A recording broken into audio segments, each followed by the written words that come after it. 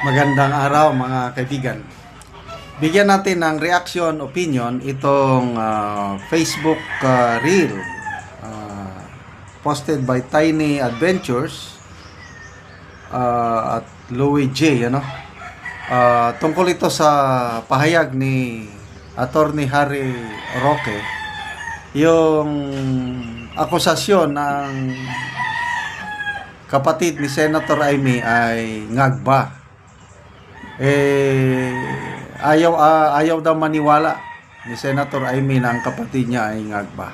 Bakit? Ito, pakinggan natin si Attorney Roque. Dahil po siya, ang sabi niya, ito po ha, quote ko, because I have not seen any evidence. So, para kay Manang Amy, dapat makita niyang sumisingkot ang kanyang kapatid. Parang Simulan natin. tinanong ko siya talaga ha, bakit pa kasi ayaw pang sabihin na pangagang kapatid mo? Kapatid mo yan. Nagsimula yung kanyang bisyo na yan, nasa kolehiyo pa siya, bata pa siya, so kakilala mo siya. Ang sabi niya, ito po ha, quote ko, because I have not seen any evidence. So, para kay Manang Amy, dapat makita niyang sumisingkot ang kanyang kapatid para maniwala siya na pangag. Pero ang sinasabi niya, meanwhile, habang di pa niya nakikita ebidensya at yan nga yung pagsisingkot, ayaw niyang maniwala na pangag yung kapatid niya. Sa akin naman, meron such a thing as general reputation. Ayan, tinanong ko siya talaga ha, bakit pa kasi ayaw pang sabihin na pangag ang kapatid mo? Kapatid mo yan. Nagsimula yung kanyang bisyo na yan, nasa kolehiyo pa siya, bata pa siya, so kakilala mo siya. Ang sabi niya, ito po ha, quote ko, because I have not seen any evidence. So, para kay Manang Amy, dapat nakita niyang sumisingkot ang kanyang kapatid para maniwala siya na pangag. Pero ang sinasabi niya, meanwhile, habang di pa niya nakikita ebidensya at yan nga yung pagsisingkot, ayaw niyang maniwala na pangag yung kapatid niya. Pero sa akin naman, meron such a thing as general reputation. Ayan, tinanong ko siya talaga ha, bakit? So, yan. At least, nalaman natin mula kay Attorney Roque na hindi maniwala si Senator Amy na ngagba ang kanyang kapatid. Kasi nga, hindi nga niya nakita, walang direct evidence. Ito kasi si Senator Amy, low graduate ito. Siguro, dala pa rin sa pag-aral niya na bugasya na kailangan ng ebidensya. Parang ganun ba? Tapos, ito, kung gano'n ang paniniwala niya na hindi ngagbang kanyang kapatid, kaya pala, inireto pa rin niya, ngayon ko lang na pagtagpo-tagpong dahil para kay Senator Amy, okay pa rin ang kanyang kapatid. Kasi wala naman siyang nakikitang direct evidence. Kaya inireto niya ang kapatid niya na maging running mate ni then Mayor Inday Sara as Vice President lang sana. Kaya lang, sobrang swerte naman ang pamilya nila. Swerte itong taong ito dahil Vice President lang kanyang ambisyon. Bigla naging presidente. At ang tumulong, ang nagbigay ng opportunity sa kanya na maging presidente siya, ito ngayon, kinakawawa. Yung designation niya, siya mismo ang nagsalita na I am designating myself as your BFF. I'm still your number one fan. Nasa na? That was 2 years ago. Nasaan na yung BFF? Wala na. Tumalikod na. Kaya wala na. I'm sorry to say this. Basta magsalita ang Pangulo, palagi nang may nakaakibat na question mark. Totoo ba ang sinasabi nito?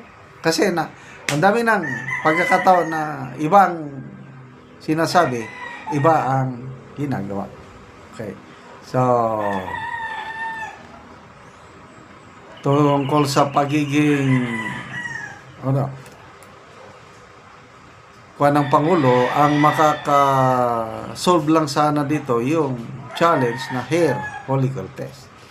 Ito, may magandang payo si Attorney Rowena Guanzon kay VP Sara. Kung makikinig ka sa akin, sabi ni Attorney Guanzon, hamunin mo si BBM, sabay kayong magpa-drug test. Maganda yun kasi handa naman si VP Sara. Kailang hindi niya na masikaso siguro sa kabisi. Kaya lang, I'm sure, yung isa ayaw. Nagkapubya na sila dyan kay Miss Eden Santos na palagi lang nagtatanong ng hair follicle test. Wala na. Paulit-ulit na pipikon na si Auntie Claire basta itatanong yung hair follicle test. Anyway, basta, I don't know kung anong paningin nyo kay Senator Amy, basta ko, buo na ang tiwala ko kay Senator Amy dahil kay BP Sara.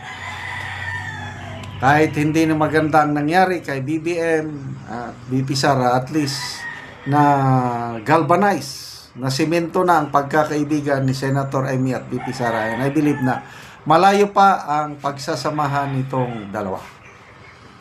Itong impeachment trial, makakasigurado tayo na all-out support si Senator Amy sa kanyang BFF, si BP Sara. At sabi nga ni Senator Amy sa interview sa kanya ng GMA, 24 oras, wala na, talo na sila. Either ngayong 19th Congress or sa 20th Congress, impeachment na yan, talo na sila. Ganon din ang sabi ni Senator-elect Marcoleta na hindi ninyo maalis ang Vice Presidente. She will remain the Vice President.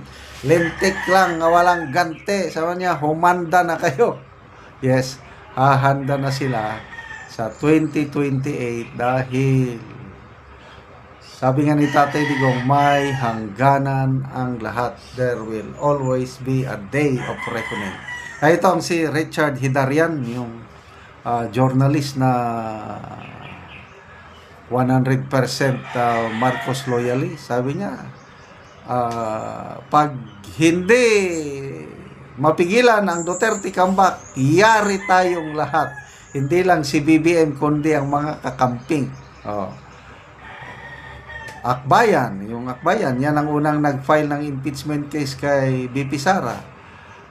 Wala. General Torre. Anong mangyayari kay General Torre pag by that time retired na siya 2028, ano? Anong mangyayari sa kanya pag upo ni BP Sara? I don't know. Basta ibahin niyo si BP Sara. Palaban. Sabi niya, hindi ako marunong magpatawad. Pag-aralan ko ba kung magpapatawad ako o hindi. Okay, salamat mga kaibigan sa inyong pagsubaybay sa ating channel.